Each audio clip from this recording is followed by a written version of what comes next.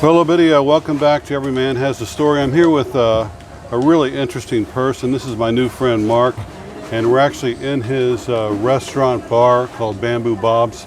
Really cool place. So thanks a lot, Mark. I really appreciate you taking the time. Sorry I missed you last time. My fault. All good, I owe you a beer. So can you tell me a little about, like, where you're from and your background a little bit? Yeah, I grew up in the bush in Australia. We got property from far western New South Wales and then Queensland, and I grew up out there, and yeah, just a regular bush kid, I think. Nothing too exciting.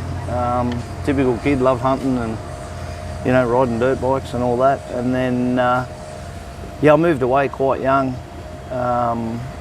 and I was racing bikes. And when you say racing bikes like that, what kind of racing? Motocross and supercross, and yeah, that become a really big part of my life, and got to travel all over the world, and so you're a professional?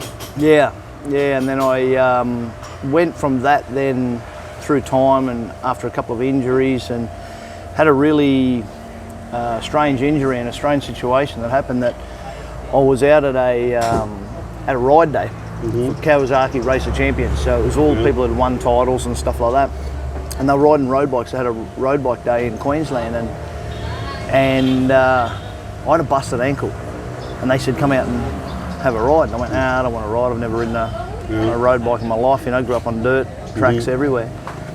And by the end of the weekend, they convinced me to strap a set of leathers on and have a go at this road racing. And well, what kind of bike was this? On super bikes, on 1000cc super bikes. Oh wow, those are big bikes. Yeah. So now, what did you ride in motocross? What were you used to riding? I started with, like, obviously on smaller stuff as a kid. Then went to 125 and 252 strokes because that was the bike of choice back then. And then I ended up on the brand new first 4-stroke that was a serious motocross 4-stroke, which was the Yamaha YZ 400. Then they did a 426, and they brought the 250 out in about 2001, I think. I'd spent most of my time with Honda, and then ended up on that, and then ended up riding for Yamaha, and then a little bit with Kawasaki. Had a real bad break, snapped a femur and punched it out the front of my knee, and on that, and that killed me for about 6 months. And then ended up falling into this road racing thing. Ended up doing 5 years on super bikes. How fast do you go on those? Fastest I went 334, 335 kilometres an hour, I think. 300 kilometers an hour? 335, yeah. It seems fast. It sounds fast, but it's not. Everything slows down. No, it all slows down. It feels like you can just step off the bike. Even when you're rubbing with someone, it doesn't.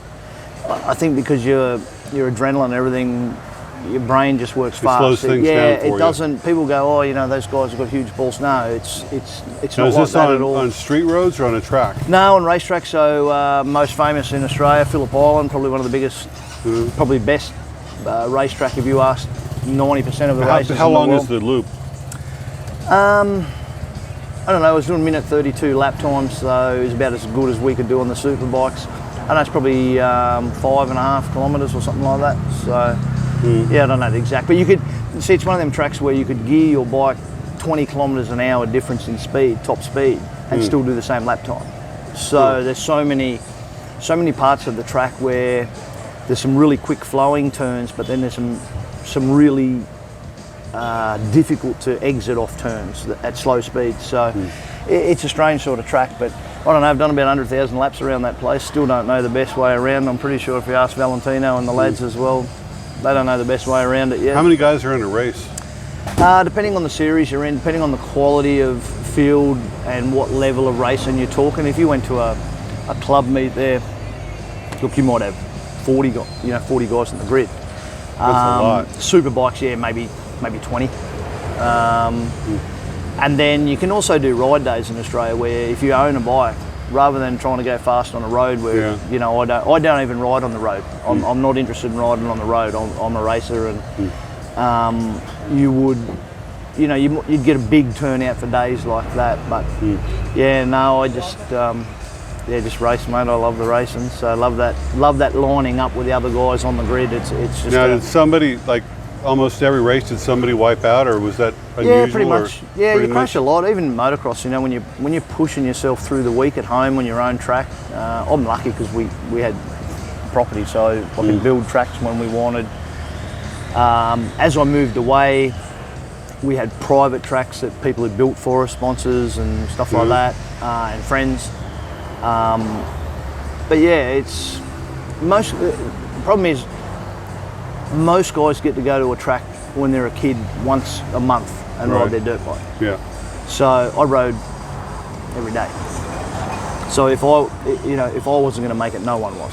You know, I had a really big head start on everyone else. So, I mean, you still put the effort in, and you still need to train. You still need to have that desire, but it's a hard sport. Back in the 70s when the Enduros came out, I had the opportunity to ride on a couple of motocross tracks, not racing, but actually got to go out there and try it.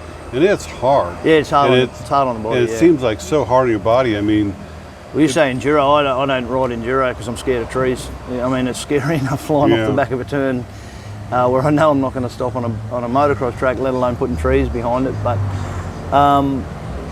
just different people have different levels of comfort, I think is probably the best way to put it. Did you ever wipe out going really, really fast? Yeah. How had fast? A bunch of them. Oh, I don't know.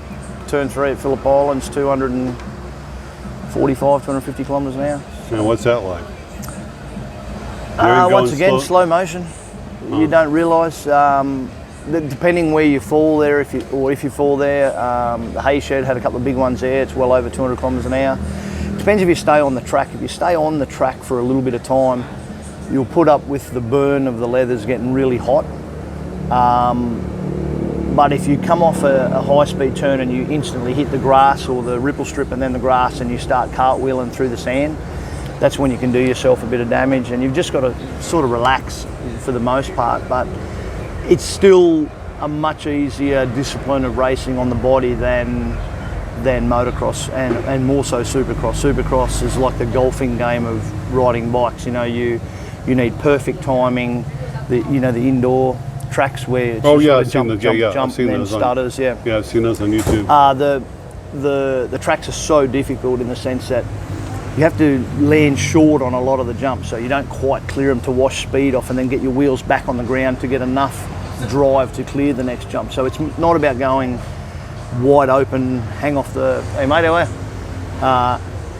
back of the bike. It's that timing game, but it's so unforgiving. Whereas if you mess a jump up, you're face first into a sudden stop. So injury wise, motocross I tore myself apart, whereas road racing I had a pretty good run.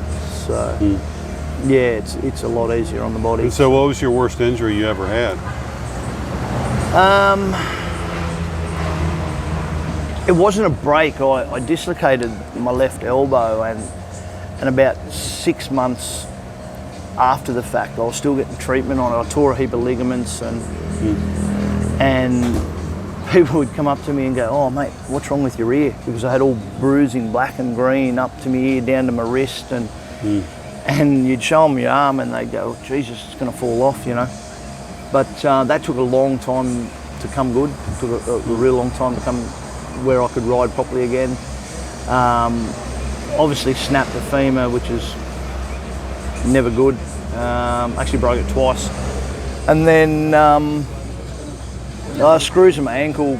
I over jumped the jump deliberately, and just from the force, tibia and fibia went down through my heel and snapped the back of my heel off. So that wasn't good. But probably more so those ones you're off the bike for a few weeks, they screw you together, happy days. It's more so ligaments or broken ribs, or anyone that's fallen over playing whatever or doing something stupid and busted a collarbone. Those ones actually worried me more just through the sheer annoyance.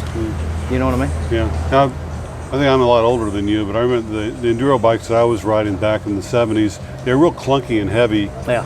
And the bikes now, I guess, are much lighter and faster. Yeah, they are. The new 450s. I mean, I got off. I was racing road bikes, and then Paul Feeney got together with me and decided that he wanted to break the 24-hour motocross world record, and that was in 2008, and we did the event in 2009. What do you mean by 24 hours? I rode for 24 hours on a motocross track, so it had to be non-stop?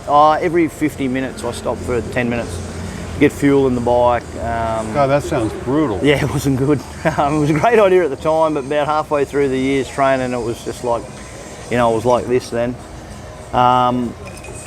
But yeah, it was a pretty hard event. But now, yeah, what kind of money do you win when you win a race like, you know, a motocross? More and now. track? Like if you win a supercross round now, everyone's probably the latest rider that's an Aussie to do it is Chad Reed, or if you're a US guy, you know, Ricky Carmichael and blokes like that. Ricky retired, you know, a few years ago. He's 5 years younger than me, but I think now for a weekend racing, supercross, your factory bonus, depending on how you've done your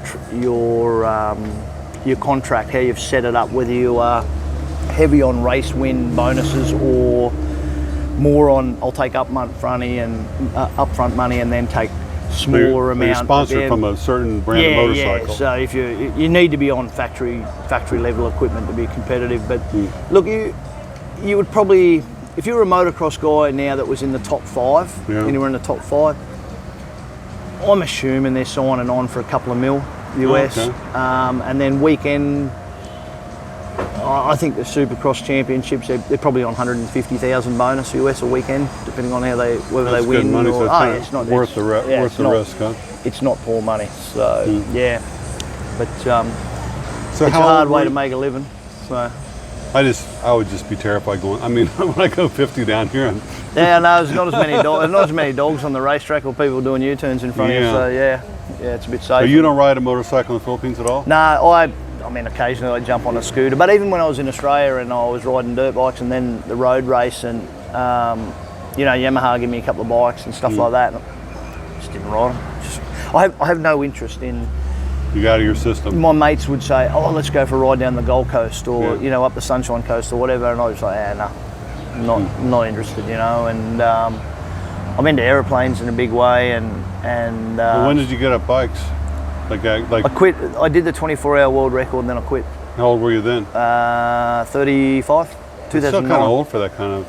Yeah, it's about when you'd stop if you've had a reasonably long career. I mean, I had a lot of broken bones, but I didn't have anywhere near the problems that a lot of guys had. You know, they would just hurt every week. You know, they'd have a small crash in practice and they'd have, you know, really bad ligament damage and out for 6 months and all that. I bounced pretty well. Now, how are you now? Do you have any residual problems? Yeah, no, you should see me get out of bed in the morning. It's not pretty, but you know, back, knees, ankles. Yeah, it's not good. But made my bed, I'll lie in it. If I knew what I was.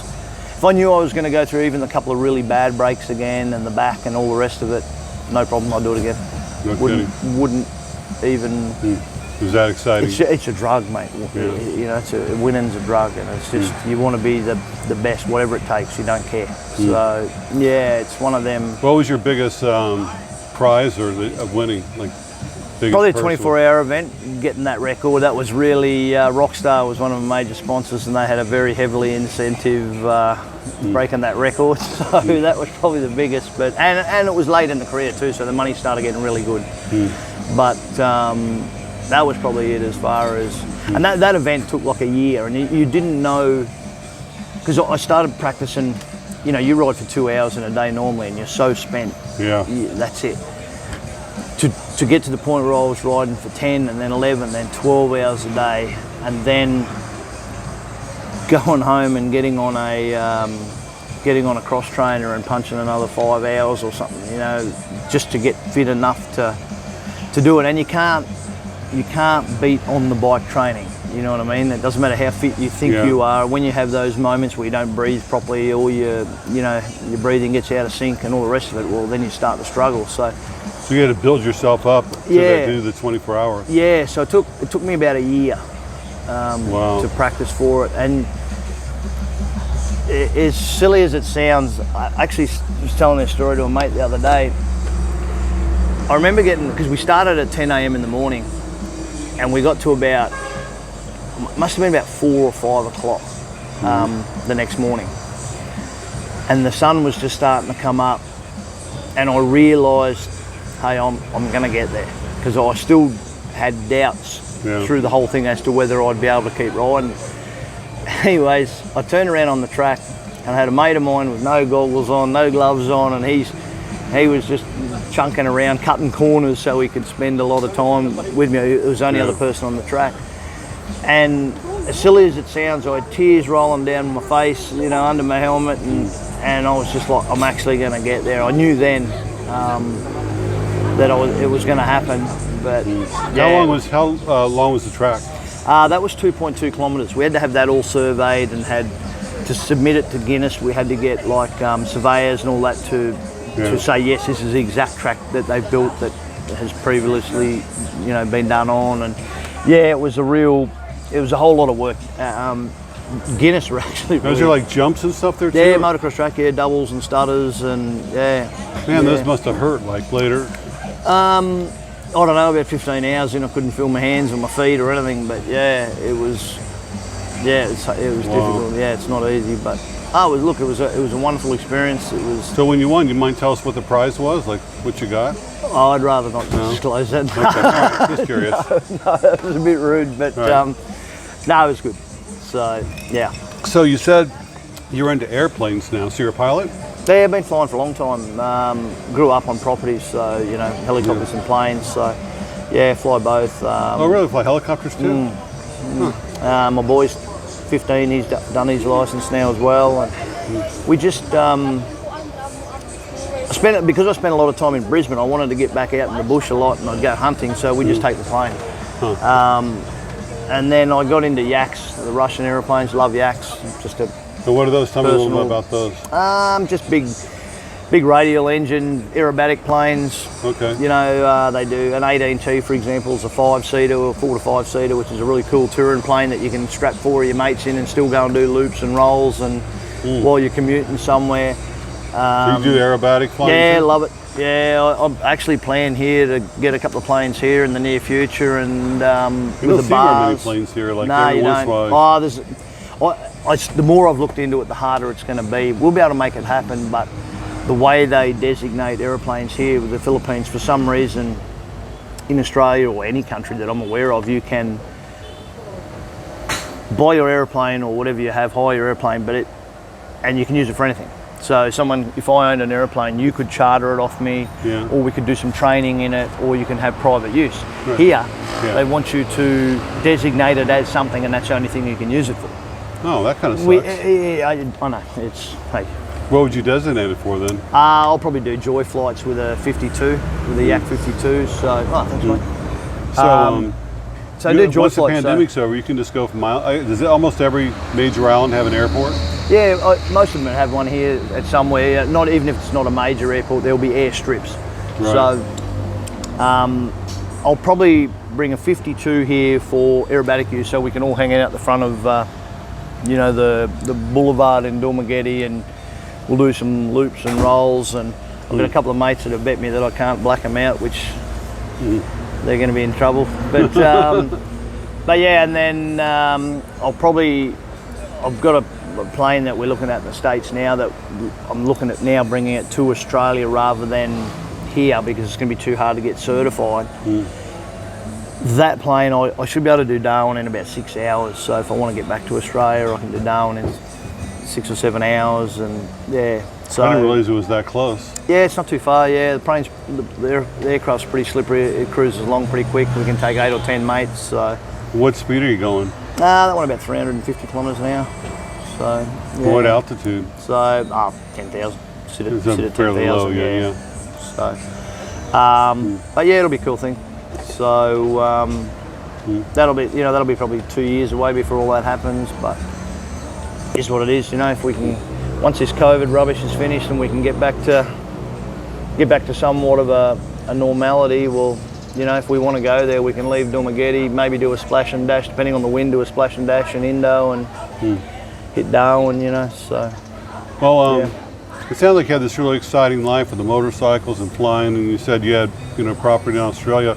What brought you to the Philippines? I quit racing in 2009. Well, I quit that record. I did that and I walked away. I never touched the bike since. And I fell into business by mistake. I was sitting around a campfire and a mate of mine said to me, he said, Mark, you've hunted all around the world. You know, I've hunted Africa a bunch of times and things like that. You shoot every day at home. If you're going to design a bullet, what would you do? And the idea dogged me for years. Well, not years, about 12 months. And then one thing led to another, and I started making some and testing them, and we got a really good product happening, because most bullet manufacturers in the world, when they make projectiles, they shoot them into, you know, foam or water pits or, you know, ballistic gelatin or whatever. But I'm hunting all the time, so I had the perfect testing media. Yeah. And then I ended up doing a bullet that made it big time with police and military for the subsonic for the 300 Blackout, and that took off in a big way. And I had a company in America, they approached me and said, hey listen, can we have the sole distribution of this? And so I flew over there and saw them, and then I set a factory up in the US, and yeah, that was really good. And then I ended up getting involved more in the ballistic side of things, and then put myself through a physics degree. And started doing some work with a company called Chedid in France. One of their smaller companies makes gunpowder, sporting powders. And what caliber was this bullet, by the way? Oh, I did them in everything from 204 up to 585. Okay. So yeah, and then got involved in some other military products that aren't regular for sale products, and was doing some advisory work in France and Germany, and with gunpowders and stuff like that. And then at the time, even when I was back in Australia, I always wanted to own a pub. You know, that's sort of an Aussie thing to do. So I'd already started in that field of owning a bar or a restaurant, you know. And it just, I don't know, it just happened. And the guy that actually got me into the US in a big way with the bullets, they're a family company in the US that, you know, mum and sons and daughter, and they turn over about $300 million a year. Now they're a pretty serious outfit. Me and him become really good mates, and he started asking me about restaurants. He goes, oh, you know, I want to go to your pub in Australia and all the rest of it. And then he asked who did the meals and that, and I said, oh, I do most of it. You know, I love to cook. That's cooking and golf now. You know, that's the hobbies. And he said to me, oh, look, I've got a record store in town. It's an old record store, and it's doing nothing. Let's make a bar. So we ended up doing a fine dining and a sports bar. Where was this at? In Missouri, yeah, Missouri. A little town called Mexico. So it's about, if you go along the I-70 from Kansas City to St. Louis, about halfway you got Columbia, the Mizzou Tigers there. It's I know a big where that university town, I got family in Louisville, Kentucky, so the same, you know. Yep. So it's about like 40 minutes from there, a little bit, about 20 minutes north of the I. You sort of head towards, from that town of Columbia, head towards St. Louis, heading east there for about another 20 minutes, and then you go sort of 20 minutes north. And then, that sort of took off, and we're doing well there. And we have a golf machine like I've put in here. People ask, why did I do it? Because, well, one, I love golf. I'd put it in my house otherwise. And that took off really well. And then I went, before I come to the Philippines, to get to your original question about coming here, I mean, I'd travelled so much, you know, through the world, you know, everywhere from Russia to you name it, I've been there. So I'd been here in Thailand and, as you do, Cambodia and all those sorts of things, you know.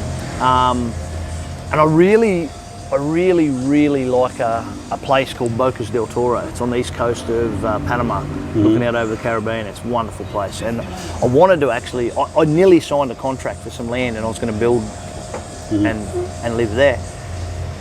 And my mum's pretty crook, and then this COVID crap started to come in, and I went, you know what, this is all too hard. Even to get home, by the time you go, you know, back into Panama City and then there to LA or Yeah, it's a wherever. long Oh flight. mate, it's I've just done it. it's I've just done it. it's a Brutal. nightmare. So I just went, right, as much as I like it there. And the other thing that's really good there, like retirement visa. You set up a company, you put $5,000 in it, and you're a self-retired citizen. That's it, bang. You know, in 5 years' time, you're a permanent resident, and it's just dead easy. This is Panama, right? So in Panama, yes, Yeah, it's yeah. I've been, wonderfully. I've been through the Panama Canal more times than I can Yeah, count. it's amazing actually Yeah, to see many it, see times, it all. yeah. Yeah, but and it's so it's a really easy place to do it. But then here is, you know, Thailand or here. Look, Thailand's getting hard, you know. They make yeah, it it more is. difficult. Business-wise, it's getting a lot harder and a lot Yeah. stricter. Also for the language barrier. Yeah. You know, obviously, you know, if you've been anywhere in Thailand, you get into smaller towns. Well, it's almost impossible to deal. So, this become the pretty obvious place. So, I sold out. Was in the process of selling out the military products and stuff like that. So before I come here, I went to the States. Got most of the sale and everything and agreements in place, and we had to do some sort of special paperwork with dealing with the military over there. And so I got all that out of the road, and then I ended up in Darwin and Dumagetti by complete mistake, because I was looking for somewhere with really good view. That's all I cared about. I hadn't thought about doing anything else. I didn't want to retire fully because I know I'd get bored, you know. And then I was just Googling, as you do, you get on the computer and Googling. And anyways, I got home on it was a Friday. I got home from playing some golf, and a message popped up on my phone, and it was one of them Google ads that shows land for sale with a view, or whatever I'd typed into the text. You know, I'm looking at this place. I'm like, wow, that's really that's the exact sort of view I'm chasing. So I rang this guy up, and I said, oh mate, you know, what's the go with this land, blah blah blah. And he started filling me in, and then I said, where is it? And he goes, because I was looking at Palawan, I'd been there before, and I'd been to Cebu and all the rest of it. Anyways, he goes, it's sort of near Dumagetti, 20 minutes out of Dumagetti. I'm like, oh yeah, where's that? Anyways, I had no clue. Anyways, we got talking, and I started looking at the blocks of land and looking at videos and all that of this particular land that he had for sale. And was it on the ocean? No, it's up on the hill here. You go up Tunga Road, a couple of miles up Tunga Road. Ruby and I rented a place in Mayo and Tubi. We got that for a couple of years while we build and that here. And we're right on the ocean. I don't want to be right on the ocean anymore. I've spent the last good part of my life living right on the beach. Right. And I'm sort of over it. But so anyways, we started talking to this guy, and he said, oh, what are you going to do when you get here? And I went, oh, I don't know, I'll probably buy a bar or something like that. I said, I'll do something. Yeah. And he goes, oh, I've got one of them for sale as well. And here you are. Here it is, yeah. So how long have you had this place? Actually did the contract back in about March last year. And then COVID was all getting really big and really serious, Yeah, what a crazy time to buy a bar with COVID. I didn't really care. I mean, yeah, I didn't really care. And the reason I come earlier, as hard as it is with my kids at home, is because it was going to be sitting here for months, and I didn't have any say of what was going on or know what was happening. So I thought, I better get over there. So I come over, and then in about August or September, I had to go to the States, as I said, and finish up business. And then, went to the States, then come here. And yeah, it was, it all started, but I was sort of, I didn't care about the COVID. I didn't care if it lasted 1 year, 2 years. I think we all predicted it was going to be a lot worse the second year than the first, but it wasn't here to make a living off, or it was more so just to keep me occupied. And I've got two friends in Australia. Our daughters go to school together, and they really lovely people, and they said to me sitting at home one day, they said, oh Mark, it must be, you're always somewhere, you're in a different country somewhere, always, and they said, we get through our bills, we're paying our house off, and that's it. And I was thinking about it, and my daughter wanted to come over, and my son's got universities fighting for him to do his doctorate. He wants to be a doctor, so he's getting universities throwing themselves at him, saying, "Hey, pick us," because he's one of the top students. And my daughter, she wants to do something more with finance with me. And then I said to these people, Brendan and Bronwyn, which they should have been here by now, but welcome to this COVID time. But I said to them, "Listen, guys, get over here. You've helped me run the place. I need to still do some stuff overseas, and just come, have a good life. We'll get some land together up on the hill here, and we'll sit back." And so yeah, it's sort of little bit for myself and Ruby, and a little bit for a couple of mates. And but you've got 2 other places too, right? Yeah, I didn't plan on that. It was just I know, it just shit happens. Yeah, we took over from Per, wonderful guy down at Dow in there, and he's got other work and his own stuff going on, and so we took that over, and then and what is it? Similar bar to this. Okay. Little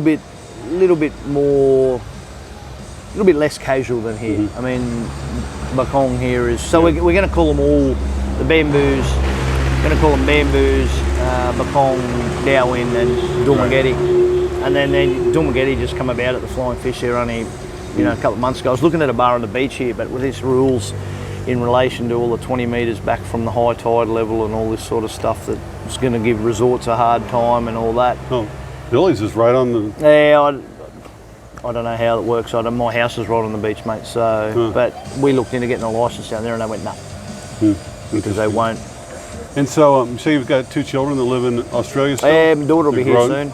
Yeah, she's How old are 13. 13, my daughter, 15, my son. So, yeah, so it's been a bit tough, but I mean, I get to video them every day, and they're good kids. They got their heads screwed on. They do really well at school, both of them. So will they ever live here, you think? Or? Yeah, they will. They will both. Yeah, Tyler wants to do his doctorate first. Okay. And then he's going to come here. He says, "Dad, even when we grew up, I was always away somewhere. So it's not a lot of difference. Most of the time I take the kids there. Those kids are probably the most well-travelled kids that anyone will ever see. But all my business stuff overseas, they've always come, but they understand, and they're not. It's not like they're 5 years old now. At 15, they understand what's going on. So, as hard as it is, I still made the right decision. So you think you landed? This is where you'll be, for the rest of your life. You'd make your home here, or you plan on like splitting your time between here and another country? Or good question. I don't sort of really set any. I didn't expect to have 3 bars. Whatever I want to enjoy. If I don't like it, I'll just pack up one day and I'll sell this off and we'll go somewhere else. I don't feel the need to be tied down for any reason, But for now, you're really happy here. I love it. Yeah. Yeah, me too. Yeah.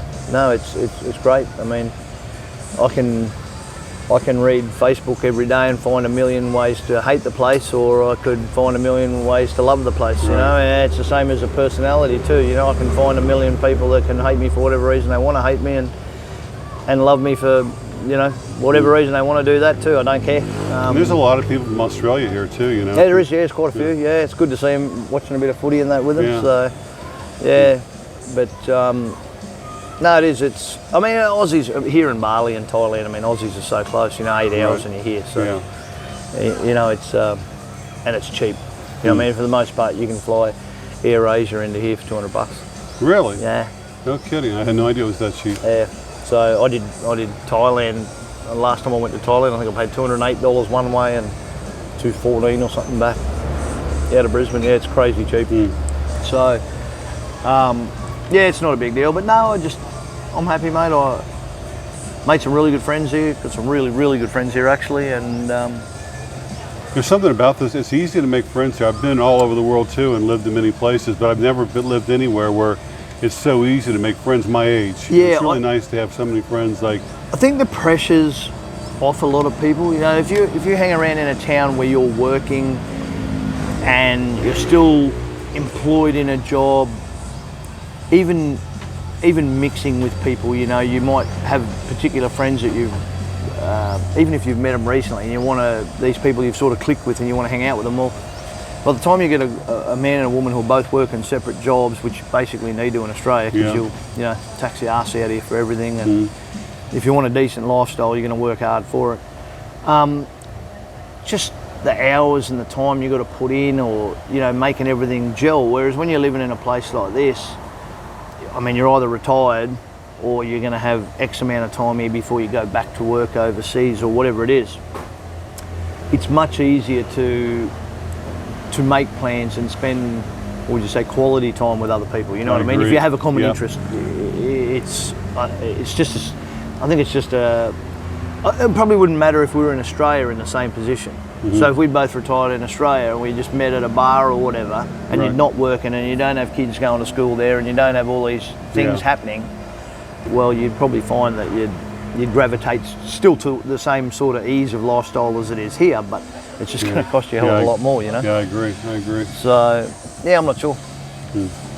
Well, really interesting story. Thanks so much for your time, and I knew it was going to be interesting. I had no idea it was going to be this good, though. I mean, you've had a great life. Different fellow. I mean, I've been really lucky, mate. I'm really lucky and worked hard, and is what it is. But yeah, no, it's fun. I love it here, and the people are good, and that's great. It's just I think it's just, if you come here with the right attitude and you don't come here to... That's important. If you don't come here to moan and groan, I think you'll go a long way here, Yeah, it's like you can't change the country. It is what it is. You have to kind of accept it. I mean, I could pick 100 rules you could write off the top of your head that, are just... I don't even know what they're thinking, but hey, I knew that before I come here too. Right, me too. So you don't...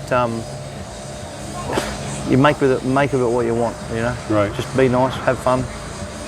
Life's not too hard, so yeah.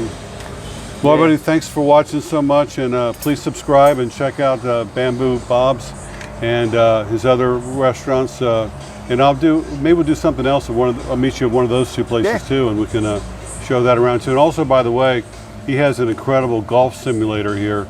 I have never seen one outside of America. I saw one in California one time.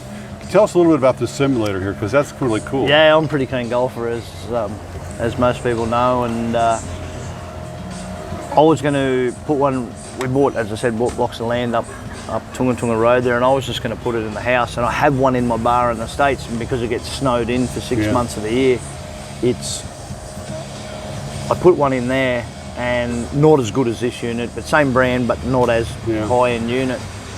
And then it was really, really fun for the golfers, but it was a really, not being rude, but a lucrative thing for us, because it paid for itself. People come in, they watch, they have fun competitions, and you sell a few extra beers and all the rest of it. But I was actually going to put this in my house, and I went, put the room here. We can do something. I actually want to move it outside, but we still keep the same seating capacity here. But and I was going to put it in my house, and then I started looking, and I just got really keen because I played the local golf courses here and they suck.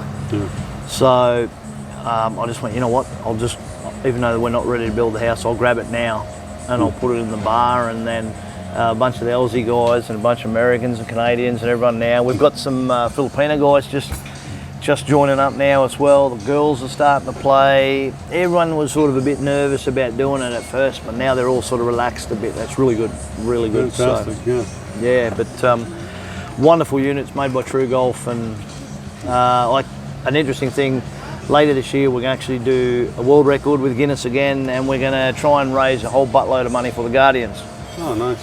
And we're going to hit golf balls for 12 hours on the simulator, but we're going to link up with Australia and the US as well, and they're all going to send part of their money over to us here from both countries and raise money for the Guardians, and then also the local charities at home. Now, what is the Guardians for people who don't know? Yeah, Guardians is a charity group. I fell in with them completely by mistake and been made a member now. And Billy, that you've introduced, he's a member as well.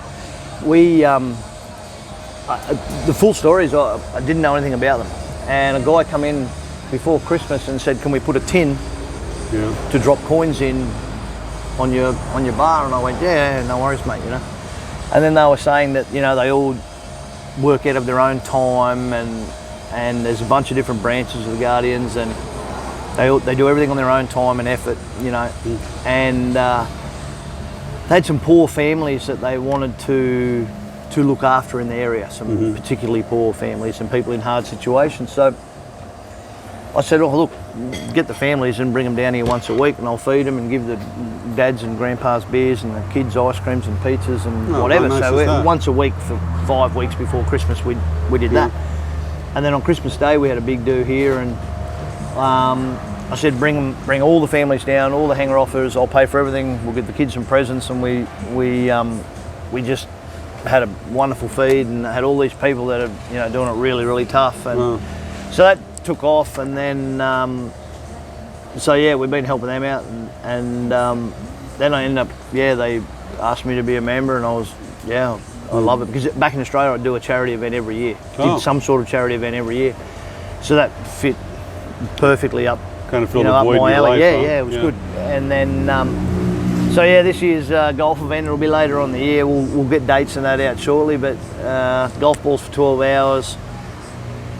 Anyone that's watching this that lives here can be a part of it. You don't even need to be a good golfer. Just come down and swing a club at a ball.